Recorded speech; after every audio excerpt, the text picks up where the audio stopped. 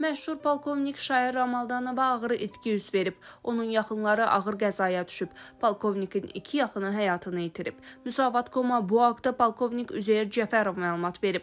Ramaldanovlar ailəsi kimi tanıdığınız və mənim döyüş komandirim olmuş Şair Ramaldanovun ailəsində bir neçə saat əvvəl böyük faciə yaşanmışdır. Ramaldanov qardaşlarından biri olan hörmətli polkovnik Elman Ramaldanovun ailə üzvləri Qusar rayonu Yuxarı Ləgər kəndində yol nəqliyyat qəzasına düşüblər və nə qədər ağır olsa da bunu sizə bildirməliyəm ki, ailənin 36 yaşlı üzvü polkovnikin qızı Tamilla xanım Ramaldanova və ailənin yaxın üzvlərindən biri olan 43 yaşlı Cəmilə xanım Bağırova faciəli şəkildə dünyalarını dəyişiblər. Bir qədər əvvəl mən baş vermiş faciə ilə əlaqədar əziz Şair müəllimlə danışdım və o faciənin baş verməsini təsdiqlədi. Ailə üzvlərindən daha 4 nəfəri isə müxtəlif bədən xəsarətləri alıblar. Komandirdən aldığım məlumata əsasən mərhumların nəşri gecə saatlarında Bakıya gətiriləcək və sabah paytaxtda dəfn ediləcək.